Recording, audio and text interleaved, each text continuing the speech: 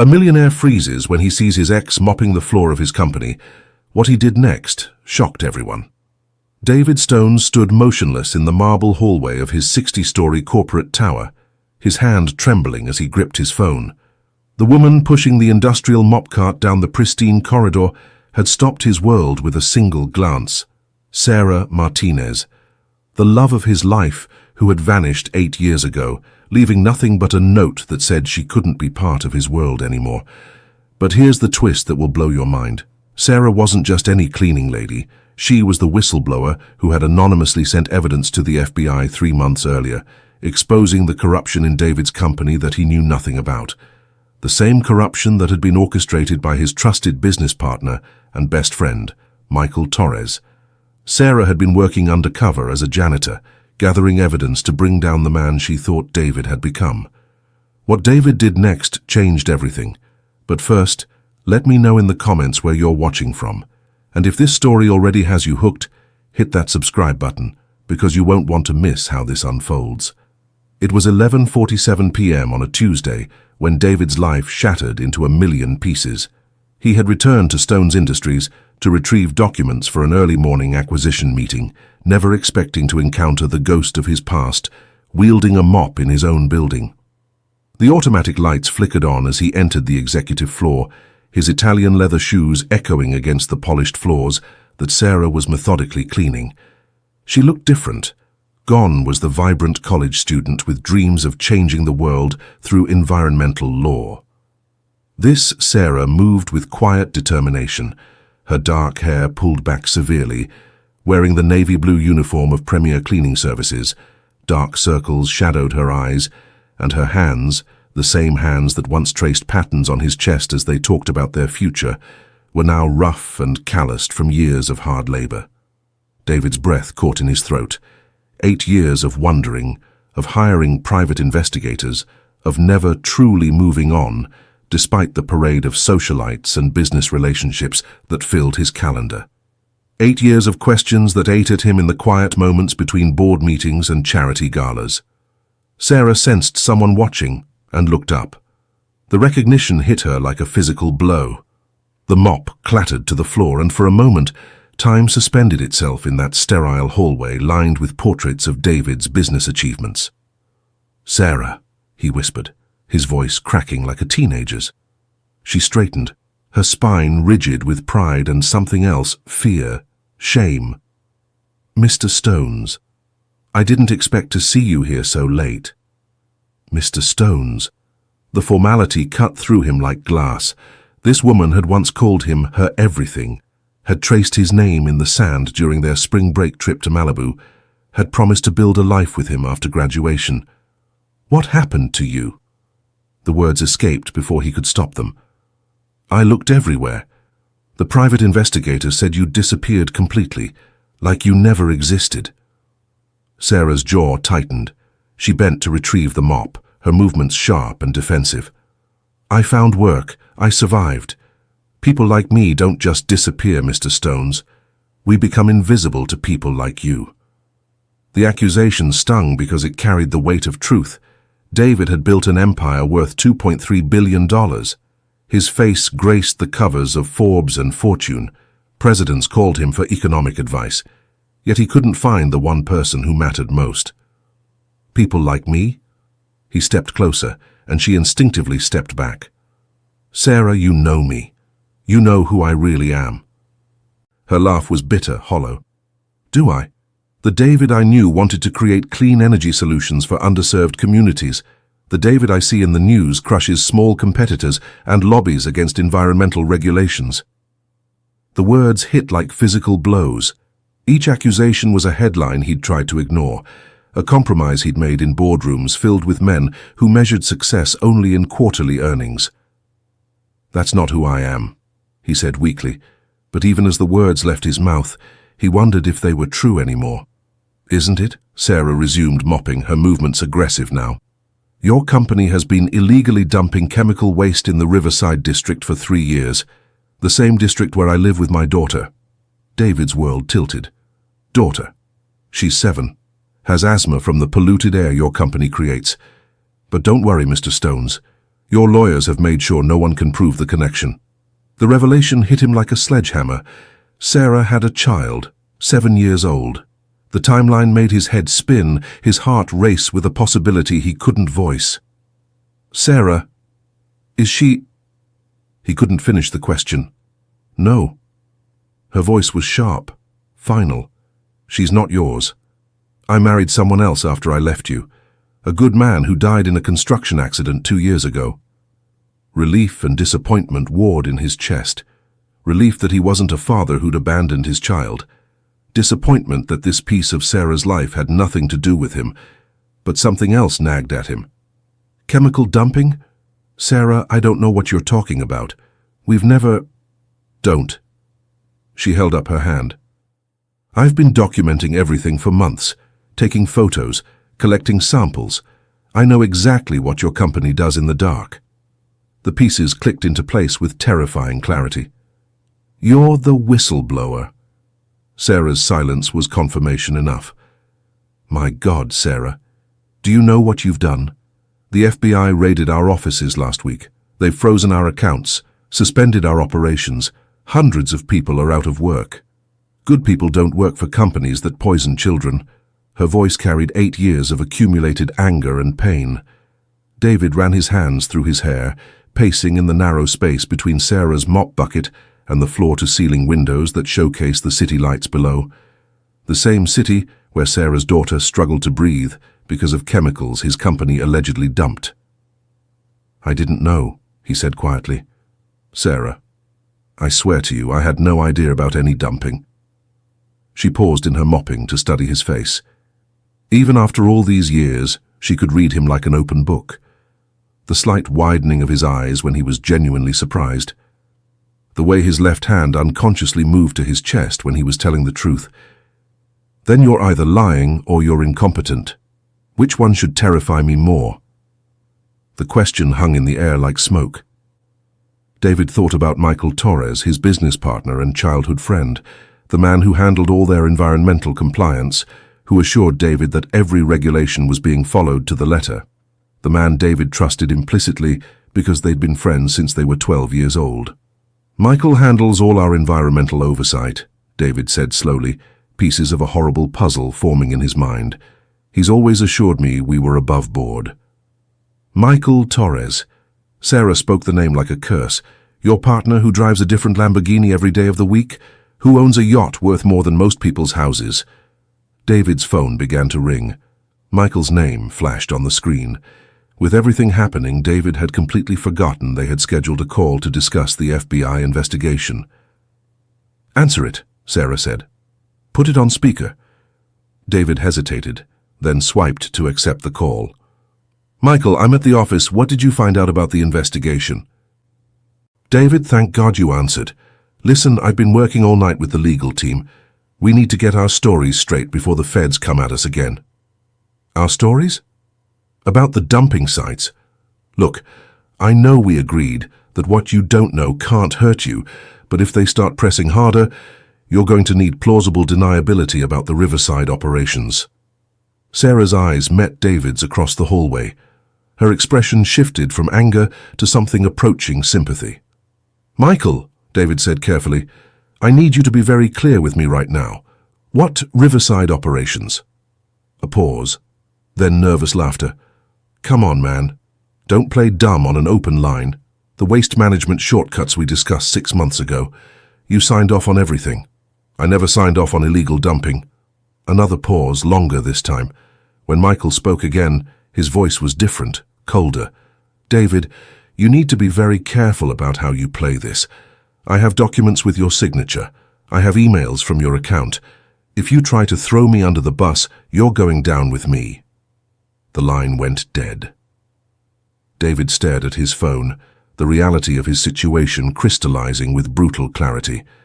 His best friend had been systematically destroying the environment and forging David's approval. The FBI had evidence that implicated David in crimes he never committed, authorized by signatures he never made. Sarah was watching him with an expression he couldn't read. He's been forging your signature? Apparently. David slumped against the window, the cool glass a shock against his back. 8 years of building this company, and I never noticed that my best friend was a criminal using my identity to cover his tracks. The FBI won't care about your ignorance. They'll care about your culpability. I know. David looked at Sarah, really looked at her, the strong woman who had survived his abandonment, who had married, lost her husband, raised a sick child alone, and still had the courage to risk everything to expose the truth.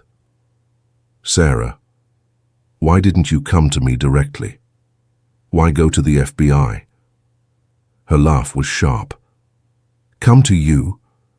The man who's been photographed at charity galas every week for the past 5 years, while my daughter's been in and out of the hospital. You think I could just walk up to your penthouse office and ask for a meeting? The accusation stung because it was accurate. David had become inaccessible, insulated by layers of security and assistance.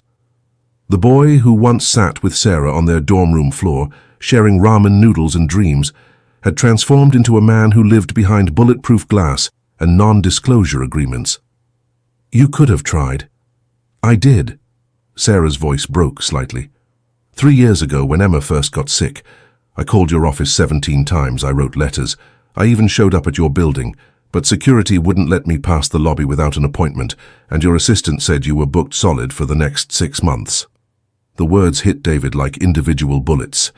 He had no memory of any calls or letters from Sarah, which meant his staff had been screening them out, protecting him from what they assumed were personal distractions. I never got your messages. I know. That's when I realized that the David I loved was gone, replaced by someone who lived in a tower so high he couldn't see the people his decisions were hurting. David closed his eyes, remembering the eager young man who had started Stone's Industries with revolutionary dreams of clean energy and environmental responsibility. Somewhere along the path to success, that man had gotten lost in boardrooms and profit margins, delegating his values along with his daily schedule. What's your daughter's name? He asked softly. Emma. Tell me about her. Sarah's defensive posture softened slightly. She's brilliant. Wants to be a marine biologist, spends hours reading about dolphins and coral reefs. She draws pictures of the ocean, even though she's never seen it, because we can't afford family trips.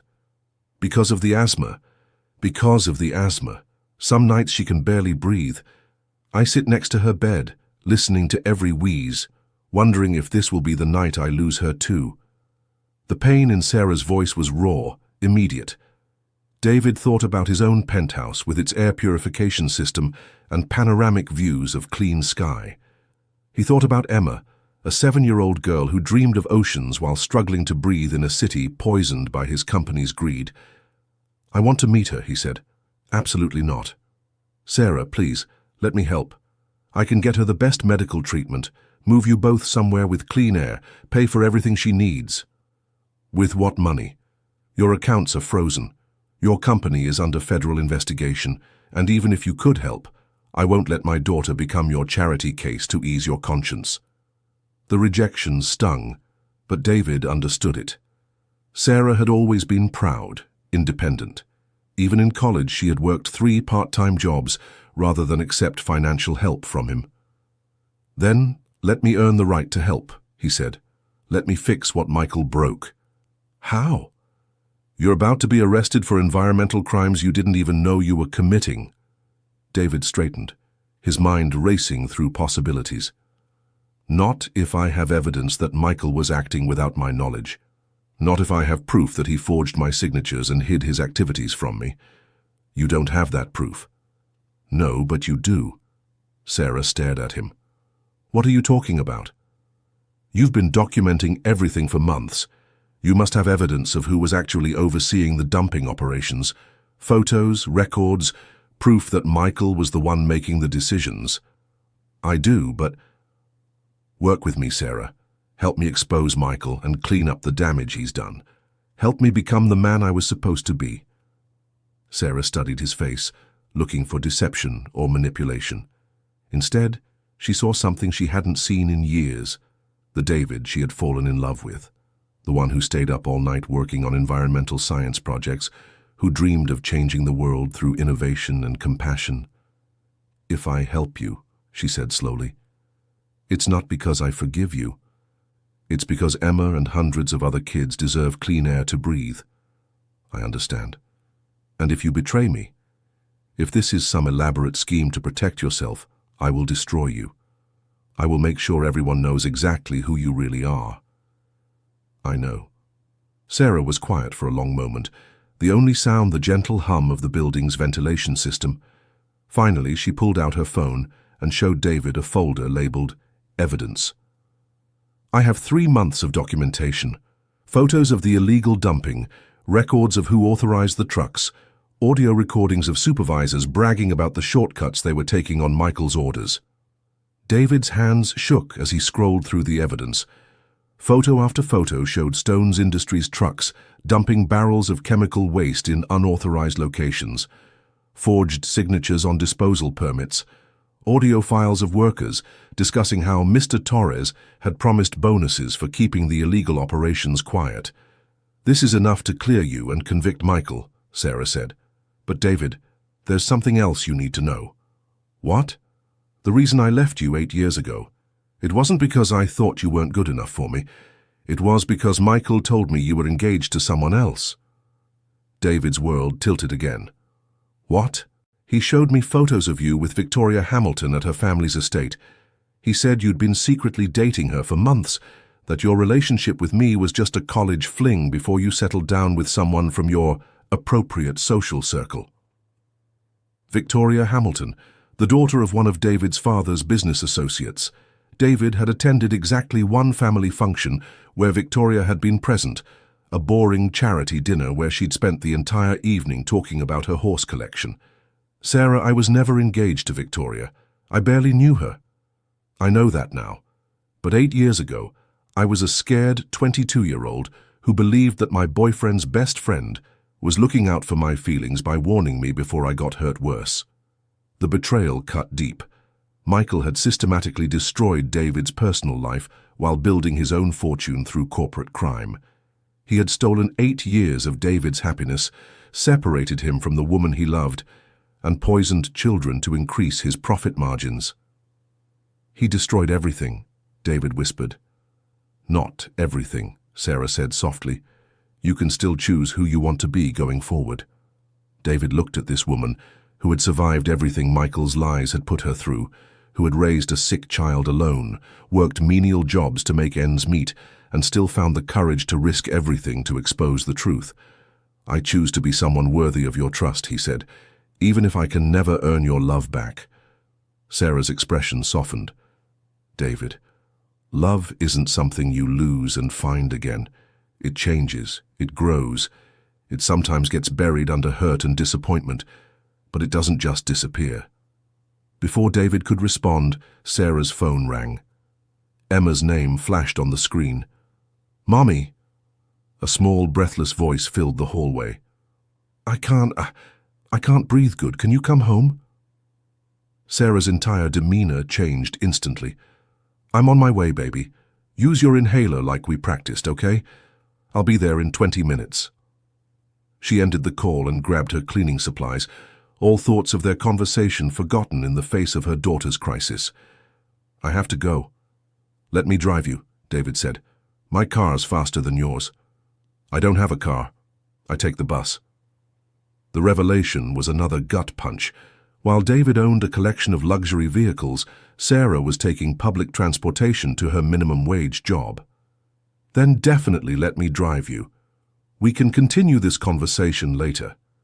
Sarah hesitated, then nodded. Emma's welfare trumped everything else. They rode the elevator down in silence, David's mind racing through everything he'd learned. As they walked through the parking garage toward his Tesla, Sarah spoke quietly. If you're serious about wanting to help, about becoming the man you used to be, I need you to understand something. Emma comes first, always. Every decision, every choice, every risk, it all gets filtered through what's best for her. I understand. Do you? Because the David I knew in college was idealistic and passionate, but he was also selfish sometimes. He made decisions based on what felt right to him, without always considering how those decisions affected other people. The criticism was fair. David remembered the impulsive choices of his younger self, the way he'd sometimes bulldozed ahead with plans without consulting Sarah or considering her feelings. "I'm not that person anymore," he said, "and prove it." They reached his car and David opened the passenger door for Sarah. As she settled into the leather seat, she looked around at the luxury interior with an expression of bemused sadness. "I used to think this was what success looked like," she said. "Expensive cars and marble offices and Italian suits. Now I know that real success is measured by whether your child can breathe at night." David started the engine and pulled out of the garage, Sarah directing him toward a neighborhood he'd never visited, despite living in the same city for 8 years. The buildings grew more run down as they drove, the streetlights fewer and dimmer. "This is where the chemical dumping has been happening," he asked. "3 blocks from my apartment. The trucks come through at 2 a.m. when most people are asleep. I started noticing them when Emma's asthma got worse. I'd be up with her, and I'd see the same trucks week after week dumping barrels in that vacant lot behind the old textile factory. That's when you decided to get evidence. That's when I decided to get a job with the cleaning company that services your building. It took me 4 months to work my way up to the executive floors where the real records are kept." David felt a surge of admiration for this woman who had infiltrated his company and exposed corruption that he'd been too blind or too trusting to see. "You could have been anything," he said. "Environmental lawyer, like you planned. You were brilliant, top of our class." "I was pregnant," Sarah said quietly. "Emma came earlier than I told you. I was already 3 months along when I left you." David's hands tightened on the steering wheel. "She is mine." "No." Sarah's voice was firm. "I told you the truth. I married James 6 months after I left you. He adopted Emma when she was born. He loved her like she was his own blood." "But the timing—" "David, stop. Emma is not your daughter. But even if she was, it wouldn't change anything about the situation we're in now." They pulled up in front of a modest apartment building, its brick facade stained with years of urban pollution. Sarah was out of the car before David had fully stopped, racing toward the entrance with her keys already in hand. David followed, taking 2 steps at a time up the narrow staircase to the 3rd floor. Sarah's apartment door was already open, and he could hear the labored breathing before he saw the child. Emma was small for 7, sitting propped up on a couch with an inhaler in her tiny hands. Her dark hair was plastered to her forehead with sweat, and her lips had a slight blue tinge that made David's heart race with panic. "Mommy," she wheezed, reaching for Sarah. "I'm here, baby. You're okay. Let's do your breathing exercises." Sarah sat beside Emma, guiding her through slow, deep breaths, while David stood awkwardly in the doorway, feeling like an intruder in this intimate moment between mother and child. The apartment was small but immaculately clean, filled with Emma's artwork and drawings of ocean creatures taped to every available surface. A telescope sat by the single window, pointed up at the polluted sky. "Is that a stranger?" Emma asked, noticing David. This is David. He's someone Mommy knew a long time ago." Emma studied David with intelligent brown eyes that reminded him achingly of Sarah. "Are you rich?" The question was so direct, so childlike, that David almost smiled despite the circumstances. "Yes," he said honestly. "Do you know why the air makes me sick?" David knelt down so he was at Emma's eye level. "I'm learning about that, and I'm going to do everything I can to fix it. Promise?" The simple word carried the weight of everything David had lost and everything he hoped to rebuild. This child, breathing poison that his company had created, asking him to promise something he wasn't sure he could deliver. "I promise," he said, meaning it with every fiber of his being. Over the next hour, Emma's breathing gradually improved. Sarah made tea, and they sat in the small living room, while Emma showed David her drawings of dolphins and whales and coral reefs she hoped to see someday. "The ocean is where all life began," Emma explained, her voice still slightly breathless but stronger. "If we take care of the ocean, it takes care of us, but people are making it sick with pollution. What do you think we should do about that?" David asked. "Stop being mean to it," Emma said matter-of-factly. "Clean up the messes we made. Say sorry and do better." The simple wisdom of a 7-year-old cut through all of David's complex rationalizations and business justifications. Stop being mean to the environment, clean up the messes, say sorry, and do better. It was 3 a.m. when Emma finally fell asleep, curled up on the couch with her inhaler clutched in one hand and a stuffed dolphin in the other. Sarah covered her with a blanket and motioned for David to follow her to the small kitchen. "She's going to need surgery," Sarah said quietly. "The damage to her lungs is getting worse. The doctor says if we can't improve her air quality soon, she might need a lung transplant." The words hit David like a physical blow. This beautiful, brilliant child might die because of chemicals his company had dumped in her neighborhood. "How much will the surgery cost?" "More than I can afford. My insurance will cover some of it, but—" Sarah shrugged helplessly. "I'll pay for everything. The surgery, the best doctors, whatever she needs." "With what money? Your accounts are frozen, remember?" David pulled out his phone and made a call to his personal banker. "Margaret, I need you to transfer $200,000 from my personal account to—" He looked at Sarah questioningly. She shook her head. "I told you I won't accept charity." "It's not charity. It's restitution. My company poisoned your daughter. I owe you this." "Your company that you didn't know was dumping chemicals." "My responsibility nonetheless." Sarah stared at him. This man who had once been the center of her universe, now offering to pay for her daughter's medical care while his own empire crumbled around him. "If I let you help Emma," she said slowly, "what do you want in return?" "Nothing. I want nothing in return except the chance to prove that I can be better than I've been." Sarah was quiet for a long moment, studying David's face in the dim light of her kitchen. Finally, she nodded. "Okay, but we do this right. Legal contracts, proper documentation. And David." "Yes?" "If you ever hurt my daughter, if you ever use her to try to manipulate me or assuage your guilt, I will make sure you regret it for the rest of your life." "Understood." They spent the rest of the night planning their strategy. Sarah would provide her evidence to David's legal team, who would present it to the FBI in exchange for immunity for David's cooperation in prosecuting Michael. David would use his remaining liquid assets to establish a fund for medical treatment for all children affected by the illegal dumping. As dawn broke over the city, David looked at this woman who had saved his soul without even trying, who had shown him what real strength looked like, who had given him a chance at redemption he didn't deserve. "Sarah," he said as he prepared to leave, "I know I can't undo the past 8 years. I know I can't fix everything that went wrong. But I want you to know that seeing you again, meeting Emma, understanding what my blindness cost, it's changed me fundamentally." "I can see that," she said softly. "Is there any chance someday that we could—" "David," she touched his hand gently, "let's focus on being the people we want to be. Everything else will work itself out." 2 months later, David stood in a federal courtroom and watched Michael Torres get sentenced to 15 years in prison for environmental crimes, fraud, and conspiracy.